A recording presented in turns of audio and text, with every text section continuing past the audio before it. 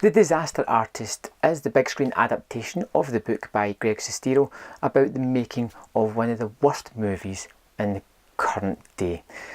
I don't really know too much about The Room. I know bits and pieces. I know its notoriety. I know it's regarded as one of the worst movies ever made, and it plays out to midnight screenings that are usually sold out with a bunch of rabid fans who just like to make fun of the movie.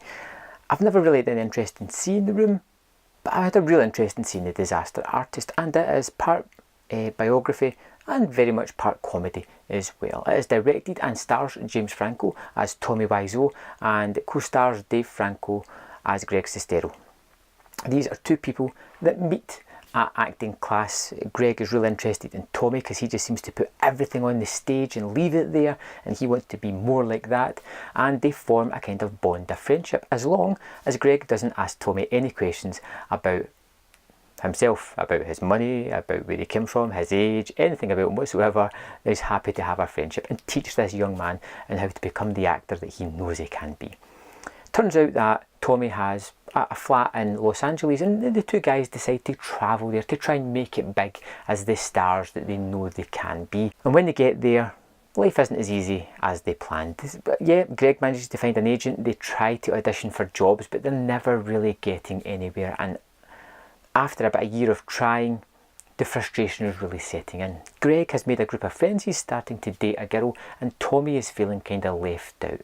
You know, the friendship isn't as strong as it once was because Greg's starting to dilute his pool of friendships and doesn't have all his focus on Tommy. And Tommy decides, you know what? Nobody's going to give me the part that I deserve.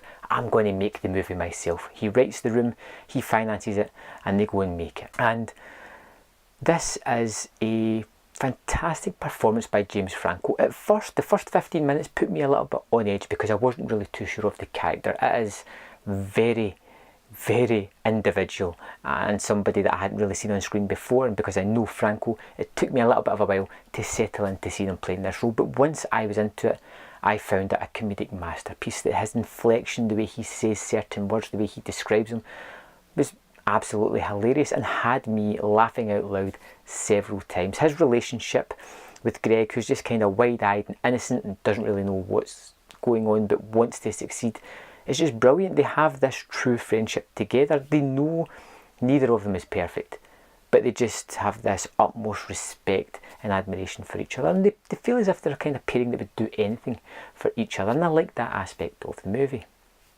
When we get into the sort of fascinating stuff of them making The Room, it's absolutely crazy. It's bonkers to believe that some of this stuff actually happened and actually went on, but you know, it's that crazy and ridiculous that it would be hard for somebody to make up that this actually happened. The acting is universally agreed to be atrocious within the movie, and to see these comedic actors playing it is really funny. At the beginning of the movie opens up with a lot of comedians explaining why this movie is so important to them and how they've had a lot of fun in dealing with it. And throughout the movie there is lots of small bit parts played by big name actors who at first you don't actually realise that's who it is, but once you do, it's great fun to see actually happening. The end of the movie ends on a split screen as well, where it shows you images from The Room as well as the Franco directed remake kind of aspect of it as well. And I think that's really shows the sort of parallels between the two and how ridiculous they are and how funny they are. And I just generally had a lot of fun at the end screen because, like I said, I've never seen The Room.